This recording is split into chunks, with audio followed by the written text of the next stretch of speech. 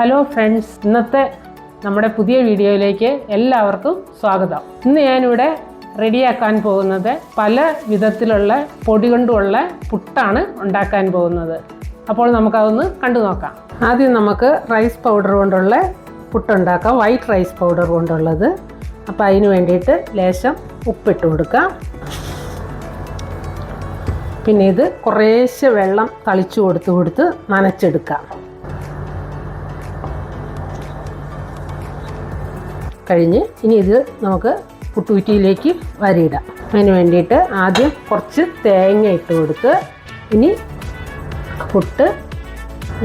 പുട്ടിന് പൊടി ഇട്ട് കൊടുത്ത്, അതിന് ശേഷം വീണ്ടും കുറച്ച് തേങ്ങ ഇട്ട് കൊടുത്ത് ഇനി നമുക്കിത് അടപ്പയിലേക്ക് വെച്ച് കൊടുക്കാം. അപ്പോൾ വെള്ളം തിളപ്പിക്കാൻ വേണ്ടിയിട്ട് ഞാൻ പുട്ടുകുടത്തിൽ വെച്ചിട്ടുണ്ട്. അപ്പോൾ വെള്ളം തിളച്ചിട്ടുണ്ട്, നമുക്ക് പുട്ട് അടപ്പിട്ട് വെക്കാം.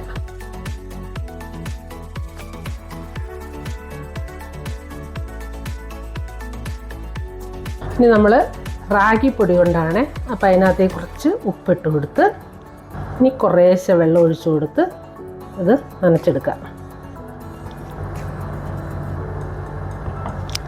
ഈ റാഗി ഞാൻ പൊടിച്ചെടുത്ത് അരിച്ചിട്ട് അത് വറുത്തെടുത്ത പൊടിയാണ്.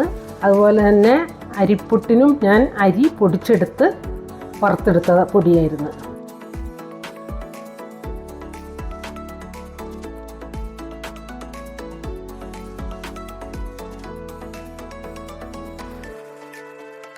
അപ്പോൾ നമ്മുടെ റാഗി പുട്ടും റെഡിയായി.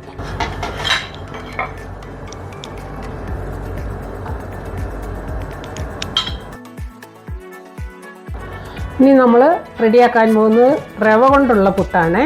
അതിൽ ഇത്തിരി ഉപ്പിട്ട് കൊടുത്ത് നന്നായിട്ട് മിക്സ് ചെയ്തിട്ട് വെള്ളം ഒഴിച്ചു കൊടുത്ത് നനയ്ക്കാം. ഈ റവ ഞാൻ മേടിച്ചിട്ട് വറുത്തതാണ്.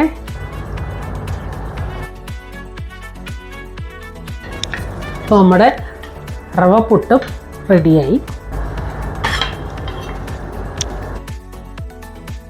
ഇനി അടുത്തത് നമ്മുടെ ചോളപ്പൊടി കൊണ്ടുള്ള പുട്ടാണ്. അപ്പോൾ ഞാനിട്ട് ഉപ്പിട്ട് നന്നായിട്ട് മിക്സ് ചെയ്തിട്ട് കുറേശ്ശെ വെള്ളം ഒഴിച്ച് ഇത് നനച്ചെടുക്കട്ടെ.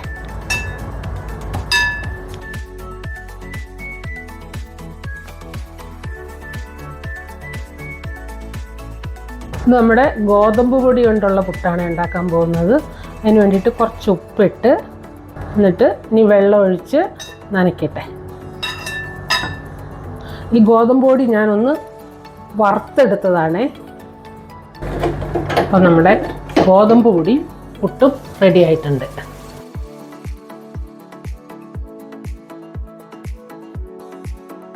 അടുത്തത് ചെമ്പ റൈസിൻ്റെ പുട്ടുപൊടിയാണ്.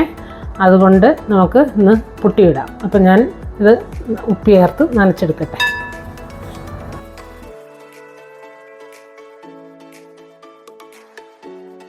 എന്താ നമ്മുടെ ചെമ്പ പുട്ട് റെഡി.